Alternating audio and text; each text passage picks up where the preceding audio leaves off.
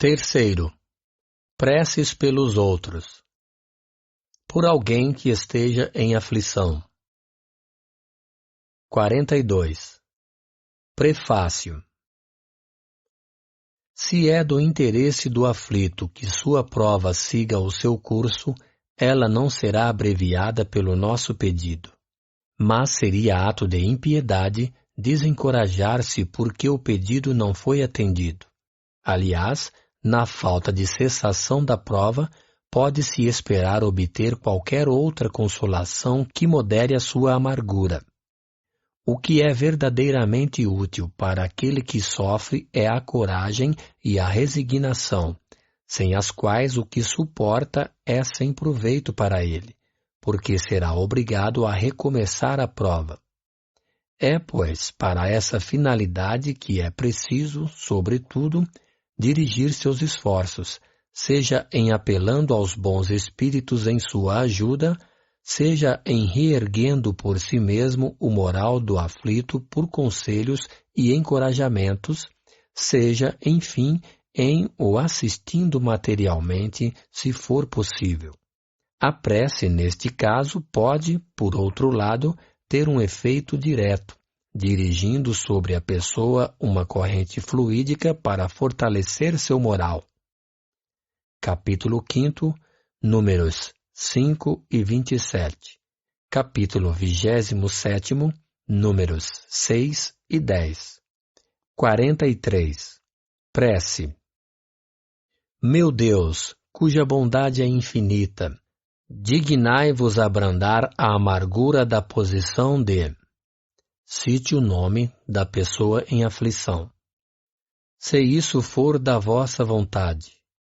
Bons Espíritos, em nome de Deus Todo-Poderoso, eu vos suplico assisti-lo em suas aflições. Se no seu interesse elas não podem lhe ser poupadas, fazei-o compreender que são necessárias ao seu adiantamento. Dai-lhe a confiança em Deus e no futuro, que as tornará menos amargas. Dai-lhe também a força de não sucumbir ao desespero, que lhe faria perder seu fruto e tornaria sua posição futura ainda mais penosa. Conduzi meu pensamento até ele, e que ajude a sustentar a sua coragem. Ação de graças por um benefício concedido a outrem. 44. Prefácio. Aquele que não está dominado pelo egoísmo se rejubila com o bem que chega a seu próximo, mesmo quando não o tenha solicitado pela prece. 45. Prece. Meu Deus, sede bendito pela felicidade que chegou para... Neste momento, cite o nome da pessoa que recebeu o benefício. Bons Espíritos, fazei com que ele veja nela um efeito da bondade de Deus. Se o bem que lhe chega é uma prova, inspirai-lhe o pensamento de fazer dele bom uso e de não se envaidecer, a fim de que esse bem não resulte em seu prejuízo para o futuro. Vós, meu bom gênio, que me protegeis e desejais a minha felicidade, afastai do meu pensamento todo o sentimento de inveja e de ciúme. Por nossos inimigos e pelos que nos querem mal. 46. Prefácio. Jesus disse: Amai mesmo os vossos inimigos. Esta máxima é o sublime da caridade cristã. Mas, com ela, Jesus não quer dizer que devemos ter para com os nossos inimigos a ternura que temos para com os nossos amigos. Ele nos disse com essas palavras para esquecer suas ofensas, perdoar o mal que nos fazem, pagar o mal com o bem. Além do mérito que isso resulta aos olhos de Deus, mostra aos olhos dos homens a verdadeira superioridade. Capítulo 12, números 3 e 4. 47. Prece.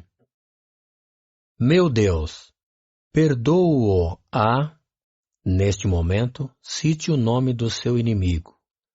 O mal que me fez e o que quis me fazer, como desejo que me perdoeis, e que ele também me perdoe as injustiças que eu possa ter cometido. Se o colocastes no meu caminho como uma prova, que seja feita a vossa vontade. Desviai de mim, meu Deus, a ideia de maldizê-lo e todo desejo malévolo contra ele. Fazei com que eu não experimente nenhuma alegria com as infelicidades que poderiam lhe chegar, nem nenhuma inquietação com os bens que poderiam lhe ser concedidos, a fim de não enlamear minha alma com pensamentos indignos de um cristão. Possa a vossa bondade, Senhor, em se estendendo sobre ele, conduzi-lo aos melhores sentimentos para comigo. Bons Espíritos, inspirai-me o esquecimento do mal e a lembrança do bem, que nem o ódio, nem o rancor, nem o desejo de lhe retribuir o mal com o mal entrem em meu coração, porque o ódio e a vingança não pertencem senão aos maus espíritos, encarnados e desencarnados. Que eu esteja pronto, ao contrário, em lhe estender mão fraterna, a lhe retribuir o mal com o bem, e vir em sua ajuda se isso estiver em meu poder. Desejo, para provar a sinceridade de minhas palavras, que me seja oferecida a ocasião de lhe ser útil, mas, sobretudo, meu Deus, preservai-me de fazê-lo por orgulho ou ostentação, em o oprimindo por uma generosidade humilhante, o que me faria perder o fruto da minha ação, porque então eu mereceria que estas palavras do Cristo me fossem aplicadas. Já recebestes vossa recompensa. Capítulo 13, números 1 e seguintes. Ação de graças pelo bem concedido aos nossos inimigos. 48. Prefácio. Não desejar o mal aos inimigos é não ser caridoso senão pela metade. A verdadeira caridade quer que lhes desejemos o bem e que estejamos felizes com o bem que lhes chega. Capítulo 12, números 7 e 8. 49. Prece. Meu Deus, em vossa justiça entendestes dever alegrar o coração. Neste momento, cite o nome de seu inimigo. Eu vô-lo agradeço por ele, malgrado o mal que me fez ou que procura me fazer. Se dele se aproveitasse para me humilhar, eu o aceitaria como uma prova para a minha caridade. Bons Espíritos, que me protegeis, não permitais que eu conceba nisso nenhum pesar. Desviai de mim a inveja e o ciúme que rebaixam. Inspirai-me, ao contrário, a generosidade que eleva. A humilhação está no mal e não no bem, e sabemos que, cedo ou tarde, justiça será feita a cada um segundo as suas obras. Pelos inimigos do Espiritismo. 50. Bem-aventurados os que estão famintos de justiça, porque serão saciados. Bem-aventurados os que sofrem perseguição pela justiça, porque deles é o reino dos céus. Felizes sereis quando os homens vos carregarem de maldições, e vos perseguirem e disserem falsamente toda espécie de mal contra vós por causa de mim. Rejubilai-vos então, porque uma grande recompensa vos está reservada nos céus, porque foi assim que perseguiram os profetas que foram antes de vós. São Mateus capítulo 5, versículos 6º, 10º, 11º e 12º. Não temais aqueles que matam o corpo e que não podem matar a alma, mas temei antes aquele que pode perder a alma e o corpo no inferno. São Mateus, capítulo 10, versículo 28. 51. Prefácio. De todas as liberdades, a mais inviolável é a de pensar, que compreende também a liberdade de consciência.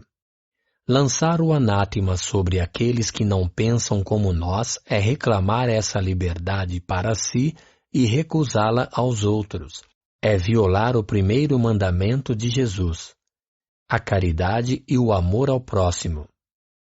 Persegui-los pela sua crença é atentar contra o direito mais sagrado que todo homem tem de crer no que lhe convém e adorar a Deus como o entende.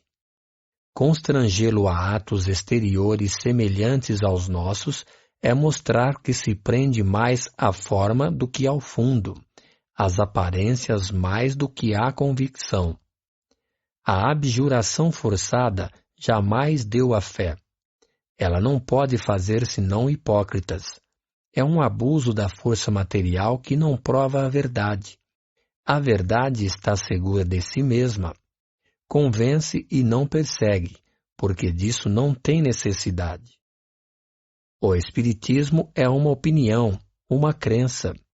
Fosse mesmo uma religião, por que não se teria a liberdade de se dizer espírita como se tem a de se dizer católico, judeu ou protestante, partidário desta ou daquela doutrina filosófica, deste ou daquele sistema econômico? Essa crença é falsa ou é verdadeira? Se é falsa, cairá por si mesma, porque o erro não pode prevalecer contra a verdade quando a luz se faz nas inteligências. Se é verdadeira, a perseguição não a tornará falsa. A perseguição é o batismo de toda ideia nova, grande e justa. Ela cresce com a grandeza e a importância da ideia. A animosidade e a cólera dos inimigos da ideia está em razão do medo que ela lhes inspira. Foi por essa razão que o cristianismo foi perseguido outrora e o espiritismo o é hoje, com a diferença, todavia, de que o cristianismo o foi pelos pagãos, ao passo que o espiritismo o é pelos cristãos. O tempo das perseguições sangrentas passou, é verdade, mas, se não se mata mais o corpo, tortura-se a alma. É atacada até em seus sentimentos mais íntimos, em suas afeições mais caras. Dividem-se as famílias, excita-se a mãe contra a filha, a mulher contra o marido. Ataca-se mesmo o corpo em suas necessidades materiais, tirando-lhe seu ganha-pão para tomá-lo pela fome. Capítulo 23, números 9 e seguintes. Espíritas, não vos aflijais com os golpes que vos dão, porque eles provam que estais na verdade. Não fora isso, vos deixariam tranquilos e não vos feririam. É uma prova para a vossa fé, porque será pela vossa coragem, pela vossa resignação, pela vossa perseverança, que Deus vos reconhecerá entre seus fiéis servidores, dos quais faz hoje a enumeração para dar a cada um a parte que lhe toca, segundo as suas obras. A exemplo dos primeiros cristãos, sede, pois, orgulhosos em carregar a vossa cruz. Crede na palavra do Cristo que disse: Bem-aventurados aqueles que sofrem perseguição pela justiça, porque é deles o reino dos céus. Não temais aqueles que matam o corpo, mas não podem matar a alma. Ele disse também: Amai os vossos inimigos, fazei o bem àqueles que vos fazem mal, e orai por aqueles que vos perseguem. Mostrai que sois seus verdadeiros discípulos e que a vossa doutrina é boa em fazendo o que ele disse e o que ele mesmo fez. A perseguição não terá senão uma época. Esperai, pois, pacientemente o levantar da aurora, porque já a estrela da manhã se mostra no horizonte. Capítulo 24, Números 13 e seguintes. 52. Prece. Senhor, vós nos dissestes, pela boca de Jesus, o vosso Messias. Bem-aventurados aqueles que sofrem perseguição pela justiça. Perdoai aos vossos inimigos. Orai por aqueles que vos perseguem. E ele mesmo nos mostrou o caminho, orando por seus algozes. A seu exemplo, meu Deus, imploramos a vossa misericórdia para aqueles que desconhecem os vossos divinos preceitos, os únicos que podem assegurar a paz neste mundo e no outro. Como Cristo, nós vos dizemos: perdoai-lhes, meu Pai, porque eles não sabem o que fazem. Dai-nos a força de suportar com paciência e resignação, como provas para a nossa fé e a nossa humildade, suas zombarias, suas injúrias, suas calúnias e suas perseguições. Desviai-nos de todo pensamento de represálias, porque a hora da vossa justiça soará para todos, e nós a esperamos, submetendo-nos à vossa santa vontade. Por uma criança que acaba de nascer. 53. Prefácio. Os espíritos não chegam à perfeição senão depois de terem passado pelas provas da vida corporal. Os que são errantes esperam que Deus lhes permita retomar uma existência que deve fornecer-lhes um meio de adiantamento, seja pela expiação de suas faltas passadas por meio das vicissitudes às quais são submetidos, seja cumprindo uma missão útil à humanidade. Seu adiantamento e sua felicidade futura serão proporcionais à maneira pela qual terão empregado o tempo que devem passar na terra. O encargo de guiar seus primeiros passos e de os dirigir para o bem está confiado aos seus pais, que responderão diante de Deus pela maneira com que terão cumprido o seu mandato. Foi para facilitar-lhes a execução que Deus fez do amor paternal e do amor filial uma lei da natureza. Lei que jamais é violada impunemente. 54. Prece. Para os pais. Espírito que está encarnando no corpo do nosso Filho, seja bem-vindo entre nós. Deus Todo-Poderoso, que o enviastes, sede bendito. É um depósito que nos está confiado e do qual deveremos prestar contas um dia. Se ele pertence à nova geração de bons espíritos que devem povoar a terra, obrigado, meu Deus, por esse favor. Se é uma alma imperfeita, nosso dever é ajudá-la a progredir no caminho do bem, pelos nossos conselhos e pelos nossos bons exemplos.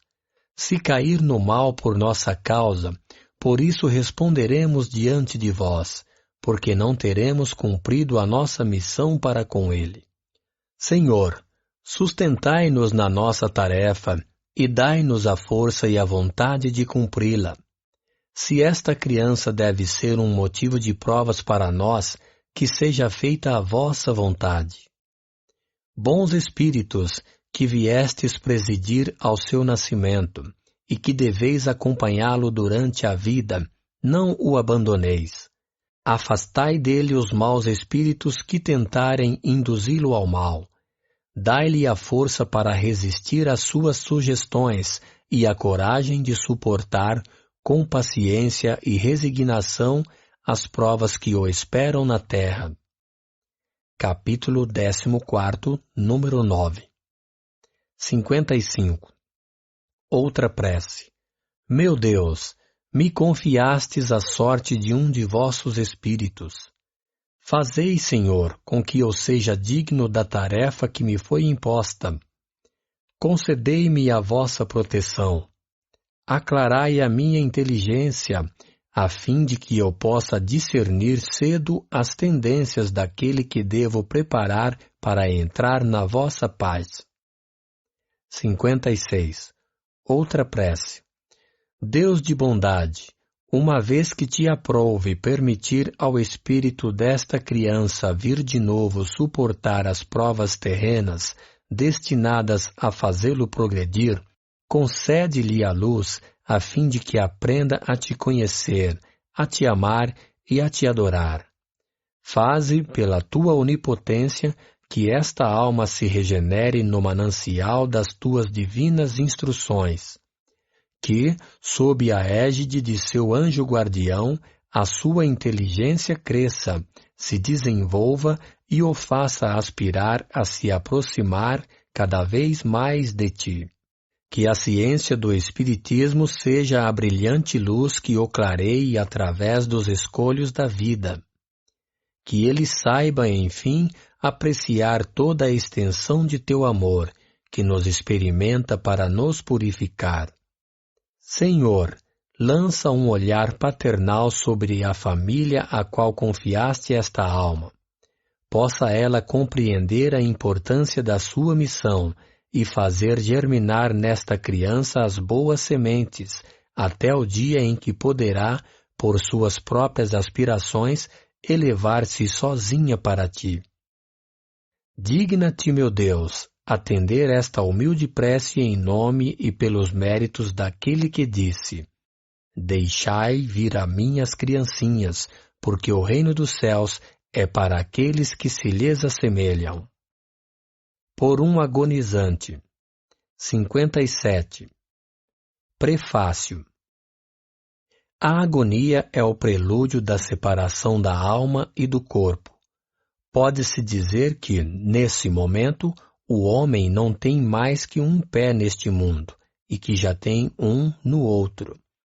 Essa passagem é algumas vezes penosa para aqueles que se prendem à matéria e viveram mais para os bens deste mundo do que para os do outro, ou cuja consciência está agitada pelos desgostos e pelos remorsos.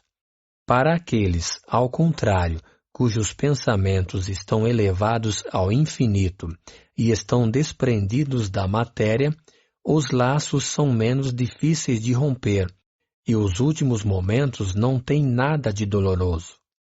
A alma, então, não se prende ao corpo senão por um fio, enquanto que, na outra posição, a ele se prende por profundas raízes. Em todos os casos, a prece exerce uma ação poderosa sobre o trabalho da separação.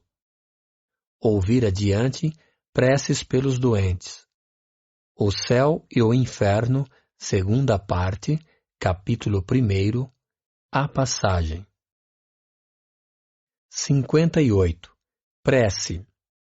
Deus poderoso e misericordioso, eis uma alma que deixa o seu envoltório terrestre para retornar ao mundo dos espíritos, a sua verdadeira pátria. Possa nele entrar em paz e a vossa misericórdia se estender sobre ela. Bons espíritos, que a acompanhastes na terra, não a abandoneis nesse momento supremo. Dai-lhe a força de suportar os últimos sofrimentos que deve experimentar neste mundo para o seu adiantamento futuro. Inspirai-a para que ela consagre ao arrependimento das suas faltas os últimos clarões de inteligência que lhe restam, ou que possam momentaneamente lhe retornar. Dirigi meu pensamento, a fim de que a sua ação torne menos penoso o trabalho da separação e que ela leve consigo, no momento de deixar a terra, as consolações da esperança.